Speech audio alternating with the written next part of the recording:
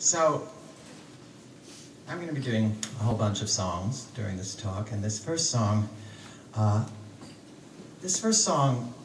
has some very advanced and complex spiritual principles in it. And so I had to clear it with Reverend Sean to make sure that it was all right, especially if there were any children in the room. And I have cleared it with the parent of the child in the room.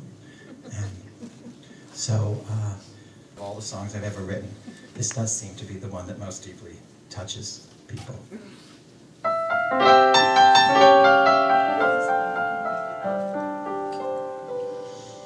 Ever since I was a baby, I have had one dream in mind, and I hope and pray that maybe it will finally come true.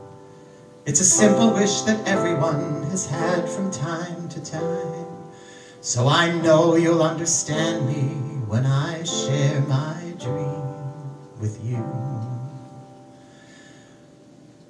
I want to be rich, famous, and powerful, step on all my enemies and never do a thing. I want to be rich, famous, and powerful, so all I have to do in life is sit around and sing. I don't want to work, struggle, or compromise. When I set a goal, I want to reach it right away, because paying your dues, that's just for other guys.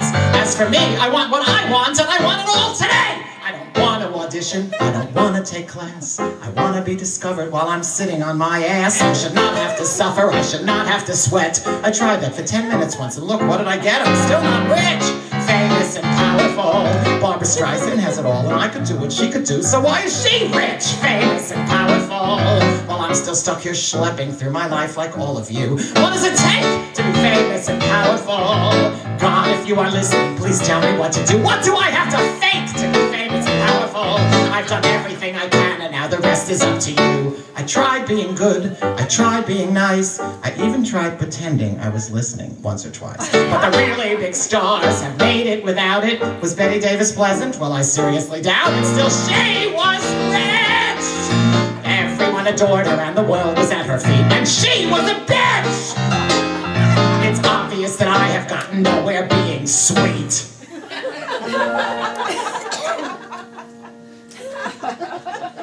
Now I know I should be thankful for the blessings that I've got. There are those who truly worship me, and starving I am not. And I suppose good friends and family and health count for a lot. But I have to admit, all that doesn't mean shit if I'm not rich, famous, and powerful. Oh, come on, don't be so shocked. You know you feel the same as I. If we were rich, famous, and powerful, we could take all these agents and casting directors, tiny apartments and back tax collectors, critics and casting calls, chilly rehearsal halls, people who bore us, and jobs in the chorus, and kiss them all goodbye. Is that too much to ask?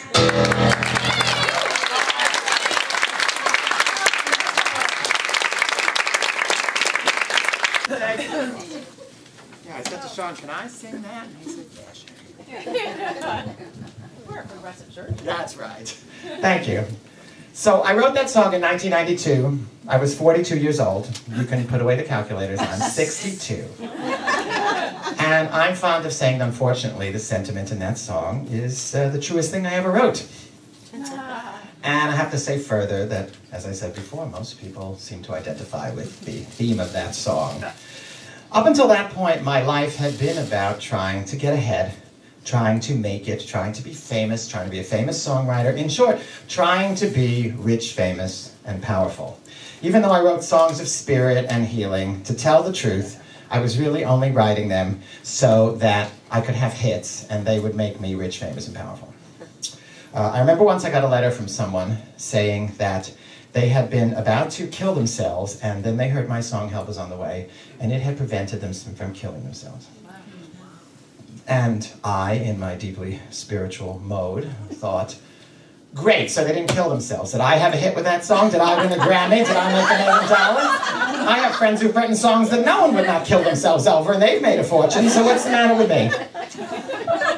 I took this to a spiritual teacher who I was studying with at the time, and of course I was only studying with her to try and figure out how I could have the laws of spirituality make me rich, famous, and powerful.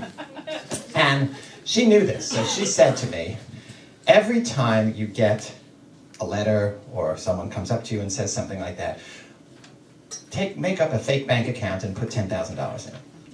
And I was a millionaire in a short amount of time. And that helped for a while, but I still kept thinking, that's not real. Only money and success are real, except I never seemed to achieve peace and happiness, no matter how much success and money I was getting. I didn't feel any different inside. The evidence kept accruing that I was not going to experience prosperity by getting things on the outside. But I kept trying. So Spirit had to speak to me in stronger and more subversive ways. I call this talk Songs That Have Written Me. And this talk is about the way that Spirit speaks to me and through me, not from me, through songs. Songs I have written that have truly changed my life in the only place that a life can be changed, inside, often came to me at the most troubled times. At times when I really didn't know what I was doing. At times when I really didn't have wisdom about situations. And as I said, they came from, not from me, but to me. I didn't write them. They wrote me.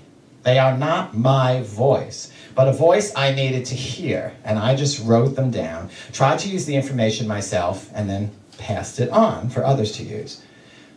I think that we all have a voice inside of us that speaks to us in some way.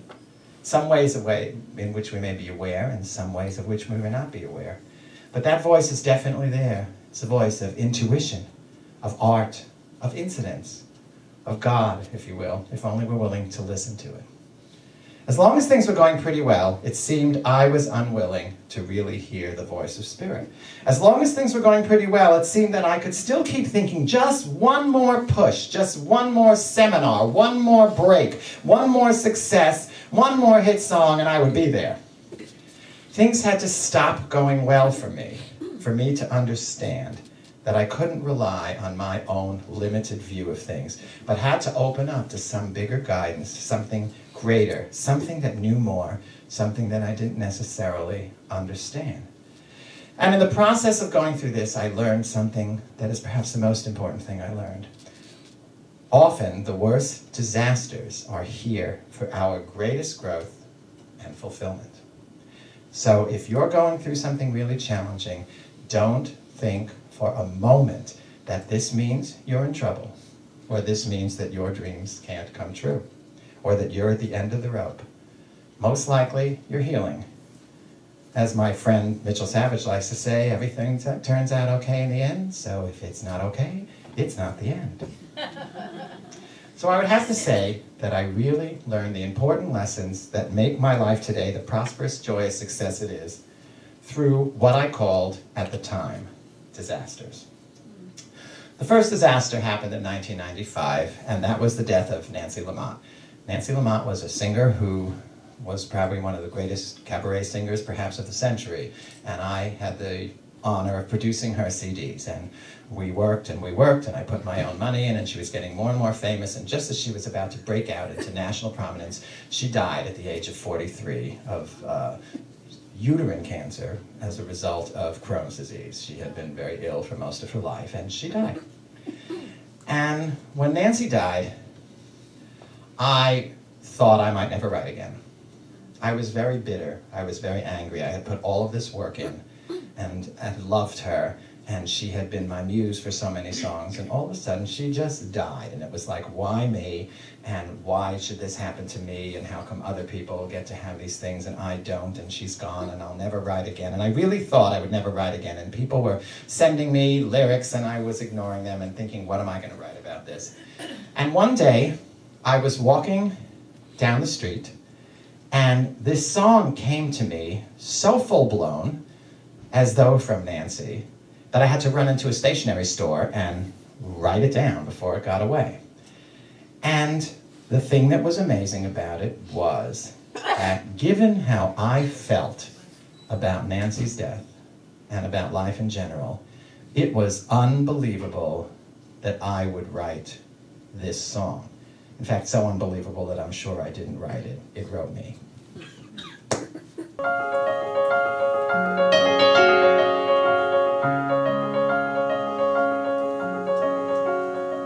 There's a voice that's softly whispering inside my head, telling me I'm gonna be alright.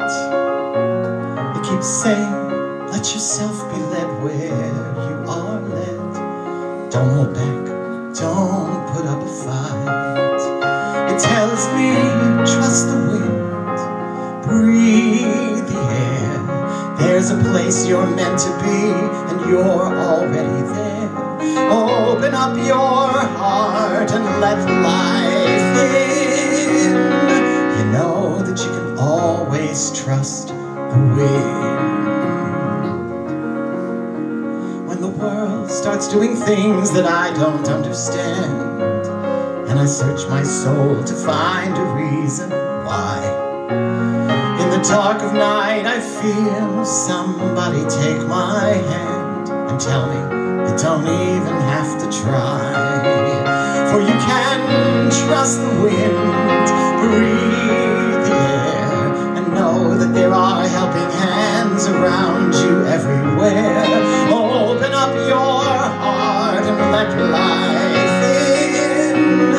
You know that you can always trust the wind. Dreams have wings, thoughts take flight. All good things are streaming toward us every day. They hear our prayers, they know the way. I'm gonna trust the wind, breathe the air, let it take me on its wings and carry me somewhere. I'll open up my heart and let life in. I know wherever breezes blow, wherever winding rivers flow, I'm going where I need to go. I can trust the wind.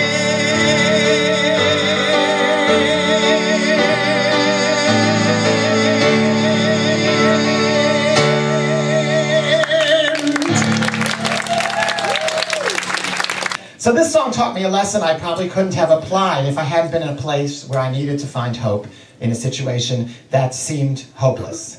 And this song taught me to do that, to know that no matter how bad things seem, I'm never forsaken, never off the path, never outside of infinite possibility. If only I'll trust the forces of the universe and the nature of life and the nature of God, God cannot be anything but on my side. Hence the statement, if God is for us, what could possibly be against us?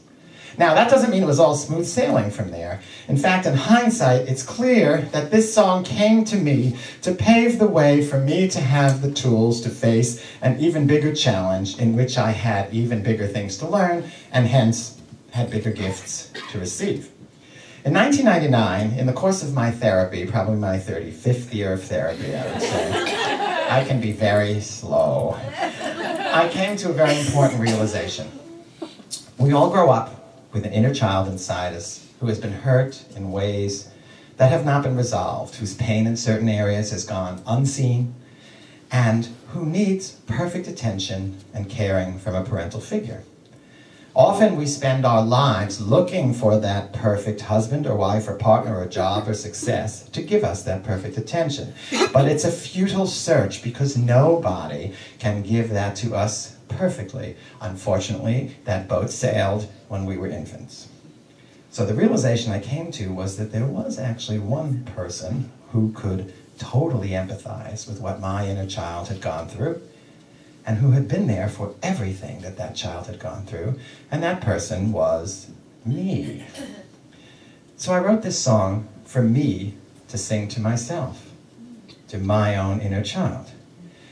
Of course, with the idea of having a hit lurking ever in the back of my mind, I disguised that so that it seemed like it was a love song being sung to someone else. I even gave it to my best friend as a gift and said it was for her, but it wasn't. It was for me. And when I wrote it, I wondered, why now? Why am I writing this song at this time? I've been in a relationship for almost 15 years. I plan to be in it for the rest of my life. I've done a lot of therapy. I'm grown up.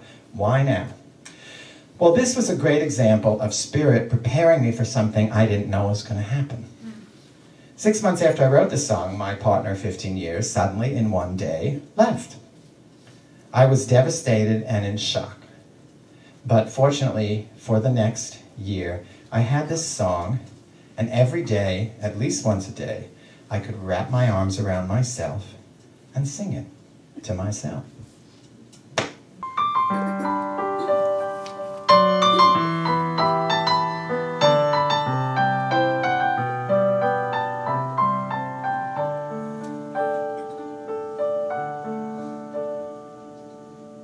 This song is just for you, no one else can hear.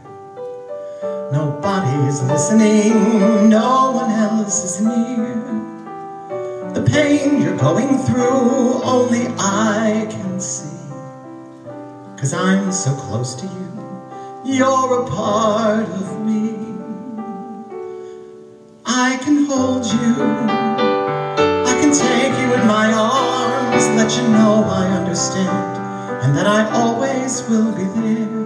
And when I hold you, though I can't keep you from harm, I can love you, I can listen, I can care. I can hold you through the darkness and despair. I see you crying for all the years you've lost, for all that might have been and all those years of cost. Alone you've tried and still the pain goes on. But I'll be by your side until the pain is gone. I can hold you till the sorrow goes away, till the tears are cried, the wound is healed, the past is in the past. And when I hold you, surely there will come a day when it's better, when it's different, when you're free. I can hold you, and it's gonna change, you'll see. For though you think that hope has died, all your dreams are gone, I know that somewhere locked inside, your spirit still lives on. Your heart is so afraid to care, afraid that there'll be no one there. But here I am, and I swear I'm not going anywhere. Let me hold you, take a chance and let me in. Let me show you you can win as you have never won before. 'Cause when I hold you, then the healing can begin, and the love that you've been holding back can grow. I can hold you, and I'll never let you go. Through the sadness and the tears, through the longing and the fears, if it takes 100 years, I can hold you.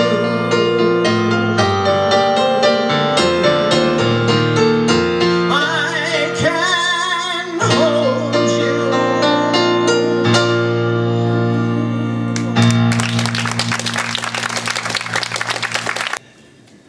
Now, it's interesting about these shocks. When I look back on it, I realize that I should have seen the split coming about 4 years before it actually happened, but I didn't want to look. Looking back, I could see that I was unhappy and didn't want to know it. So I would pray, please make him love me in the way I want to be loved. I love those prayers that ask God to, change somebody else. My favorite is the time when I would ask my father, what are you feeling? And he'd say, I'm feeling that you should be doing something different. Anyway, around the time I wrote the song, I Can Hold You, I realized now that unconsciously, I had changed my prayer. I was now praying, I am willing to be loved in the way I want to be loved. Now, I was not willing to leave my partner. In fact, if you had given me the choice of us breaking up and each of us finding the love of our life, or staying with each other forever and being miserable, I would have definitely stay with each other and be miserable, because that's what we were supposed to do. But since my prayer was, I am willing to be loved in the way I want to be loved, and he wasn't willing or able to do that, and I wasn't willing to leave him, he left me. That was the only other way in which Spirit could fulfill this. So my unconscious knew something that I didn't know consciously and prepared me by giving me this song. In dealing with my partner's departure, I realized that I had defined myself by my relationship. If you had asked me at that time, who are you? I would have said, I am a person without a boyfriend. That is who I am. So one night, about 5 weeks after he had left me, I was in bed, and I was thinking, my life is over. I'm alone. I'll never meet anybody. I'm almost 50 years old. It's over. And suddenly this wonderful, comforting thought came to me from guess where. And as a result, this song came to me, which really got me through the next 3 years.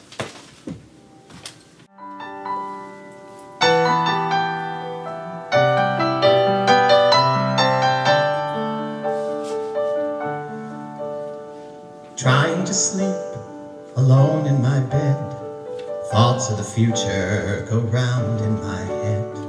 How will I find a love of my own, a love of the kind that I've never known? Don't know where I'm going, don't know what to do, but I take comfort knowing that right here and now you're out in the world, searching for me too. You're already there, waiting for me, wondering where in the world I could be. You go through the day, dreaming your dream, afraid that it might not come true, while I'm lying here dreaming of you.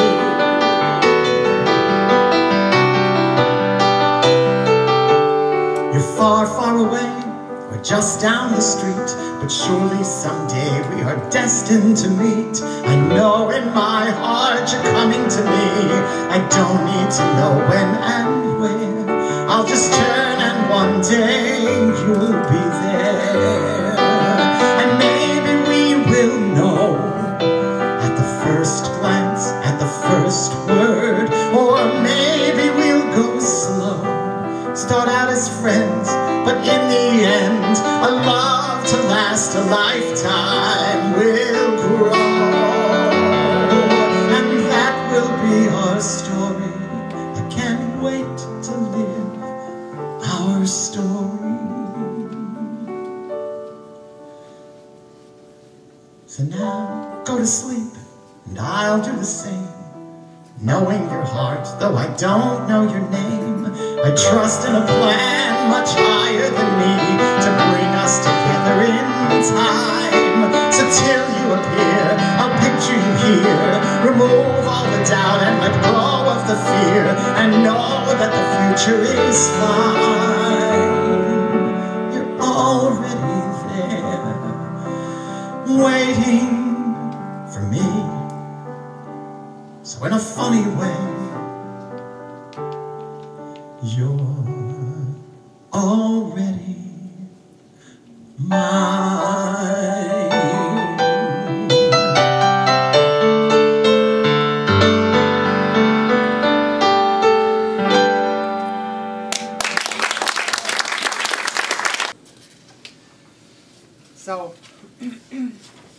So, with this wonderful realization, I was able to know that there had to be someone waiting for me, even if as I went through the pain and the grief and the sadness, that person was there. So I held this thought in mind and walked through what I had to walk through. And after a few years, I began to realize that even though I was still feeling miserable, I was on the right track, that I was close, that I was walking down a path that could lead me to my real dreams of happiness and peace and contentment. And that's when I stumbled across Unity and began to work with the principles that have led to many of the discoveries in the way I live and I work today.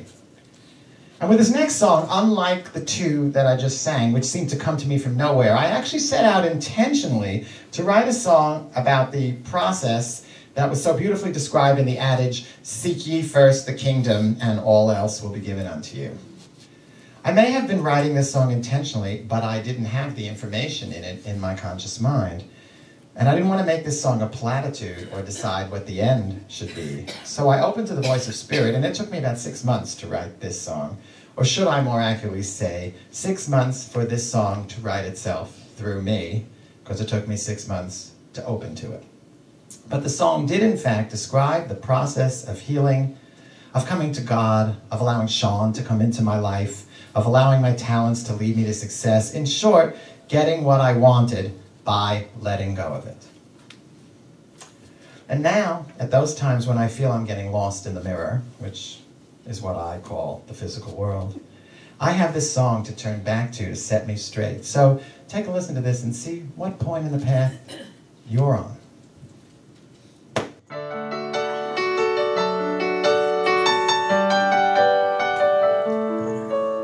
I finally let go of waiting around for one dream to come true. I finally said no. No more living as though there were nothing to do but search for one love. And if that love didn't come along, was I nothing? Was life nothing? I finally said, hey, get out of the future and start living today. I finally said, wow, there's so much to be thankful for right here and now, and I'm missing it. Missing the smiles of my friends, missing the beauty that lives all around me, and the sunsets and the music, the music. I finally said, why keep reliving the past till the day that I die? I finally said, gee, if it's gonna be different, it's gonna be me who changes it. Me who lets go of the pain. Me who surrenders to this very moment, to the heartbreak and the sadness and the passion and the longing and the feeling. The feeling. And then I went deep inside, and there I finally cried for all of the wishes that never came true, and all of the great things I wanted to do, and all of the dreams that I never would know, and I let them go. I let them go. And I finally could say, if there's no more than this, I can still be okay. I finally could see it was more than enough to be here, to be me, living every day.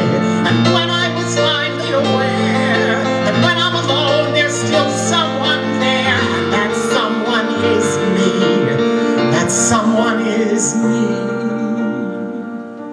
then I finally found peace.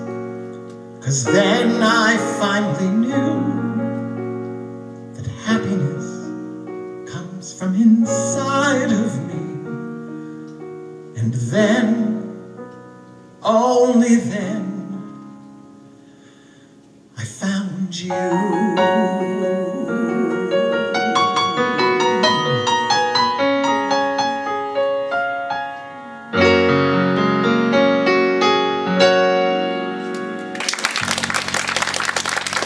So, since that song and since coming to Unity, my life has changed. In fact, it's turned inside out. Now I work on the inside. I know that I am a spirit, not a physical being, and that the outside is just a reflection of the inside. So I always use the outside as the mirror that it is to see what it is that's going on inside of me. And as a result, I find I'm really not attached to being rich, famous, and powerful, though it's still fun to sing the song, and it's still fun to, if richness happens to come in physical form, it's fun to have it. But riches do seem to be appearing now as a reflection of my inner riches, of which I'm aware. Being loved in the way that I wanted to be loved did show up. After several years of what I like to call processing pain, I've spent the last 10 years being loved in the way I want to be loved. Perhaps not at every single moment. Although actually, to tell the truth, I am being loved in the way I want to be loved at every single moment. And now I'm aware that at those times when it doesn't look that way to me, it's not Sean, it's me. I'm aware that I'm seeing my thoughts. And now, after all these years, without pushing or trying, hard work, yes, but no desperation, I have a show I wrote on Broadway, something I've always dreamed of. It just happened, easy. And I want to thank all of you who came yesterday. I know I did that before, because it was just so much fun being with everybody at the church, and so encouraging to all of us. And the pizza party was great fun too. And so, you know, Carol has really stepped up to the plate in insisting that we have more events like this, and that we can create our own joy, our own community. And in fact, that's the only way joy and community get created. So I would just say, add to Carol's talk. Go see her. Go think what you can do. Go join something. Make something happen. You have a wonderful community around here that's willing and able and ready. And most exciting to me, for years I've been saying that I want to make a CD of me singing my own songs, so that when I travel to churches and speak and sing, people can go home with the songs. And I finally done it. I've made 3 CDs. The first one is called A Different Light. David Friedman sings his own songs. The second one is called Let Me Fly. David Friedman sings more of his own songs. And the third is a single CD of the song Unity, just so people can take it home with them. And everything I sang today, plus 25 more, are on those CDs, and they're not coming out till January in stores and online, but I have them, so I have them over at the table there, along with the Thought Exchange book. To celebrate the release of these CDs, I just did my first solo performance in 12 years at 54 Below in New York, and I was supposed to do 2, but the second one got canceled because of the hurricane, which, again, disaster turns to fabulous, because we've rescheduled it for Sunday night at 7 p.m., January 20th. And like all the people in my show can come on a Sunday night, and it was a little harder for them to come on Monday, and a lot of people who weren't here and stuff like that. So I'll be sending that out to everybody. And perhaps the most gratifying thing that's happened in the past few years is that I developed the Thought Exchange, or more accurately, the Thought Exchange developed me. And now I teach it here, and I speak about it all over the country and teach it. And today at 1 p.m. we're going to do, as Rias had told you, a very special Thought Exchange. As we've been transitioning the culture of this church to understanding that the church belongs to the membership, it does not belong to the leadership. The leadership is just members like everybody else. One of the issues that has come up is that some people feel that there's not enough room to voice upsets and complaints. So we're going to do a Thought Exchange especially devoted to expressing these concerns. We're going to voice them, have them aired, anything you want to say, and I mean anything. Thought Exchanges like that. You can say it in any way. You don't have to say it properly. You don't have to say it in, I don't want to hear, we knew that all is in divine order. I want to hear, I hate her and I wish she'd drop dead. Or whatever's going on in your mind. We're going to voice them, look at the thought we're holding, exchange the thoughts for ones we want to hold, feel the sensations, feel like it's why it's so challenging to exchange those thoughts.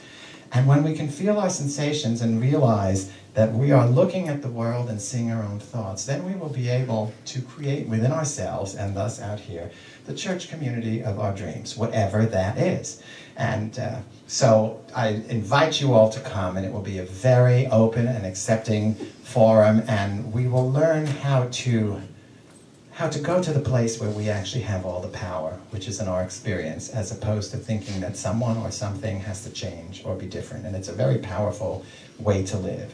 Right now, one of the infinite things that exists right now is a church that we all love and are satisfied with and are empowered in and are communicating in, and that is prosperous. That exists right now, and we're going to know that by the end of the workshop. In closing, it's clear to me that my life has become joyful and prosperous and full because I learned, sometimes through great pain and struggle, to listen to the voice that comes to me as opposed to the voice that comes from me. I once had a therapist who I said to, I'm having so much trouble hearing my inner voice. And he said, well, shut up then and listen to it. And I've learned to regard everything that happens to me, everything, no matter how painful, as an opportunity to hear more of that inner voice, and through it to grow and expand and get closer to the truth that it's all good, unlimited possibility is always mine, no matter what happens, no matter what I think, no matter what I do. So I encourage you all to listen to your own inner voice, whether it comes to as music or words or inspiration. It's here, always here, and you can't go wrong listening to it. I want to close this talk with a song that actually came to me about 30 years ago, so I was sort of unaware of a lot of this, but when I look back, this song sort of started it. And it's interesting that this song, probably of all the songs I've ever written, has certainly made me the most money. Diana Ross had a quadruple platinum hit with it. Laura Branigan recorded it. It was my first song that was on television. Nancy Lamont recorded it. And at the time, I thought it was just a love song. And in fact, it is just a love song. But it speaks of a love much greater than I thought. It speaks of love of another person. It speaks of a love of God. And today, I sing it for you. After all, it's just all the same thing. And so I just want to say, I feel like because I am home. It's so much fun to speak at this church. It's just so easy, it's so delightful, it's just us. And thank you for having me do this, and this song is for you.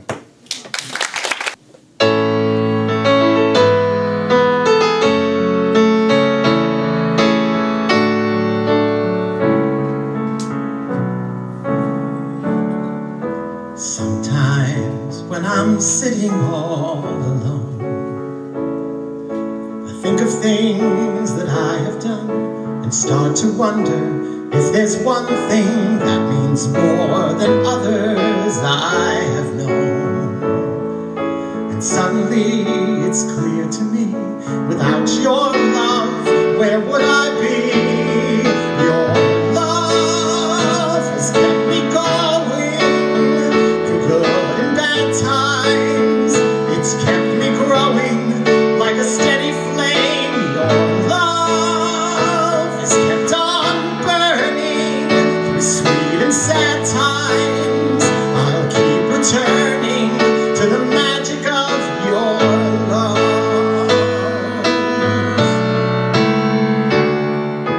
Through the years, my dreams may come and go,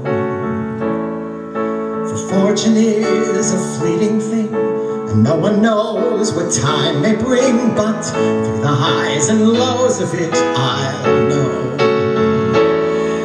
that there's one thing of which I'm sure,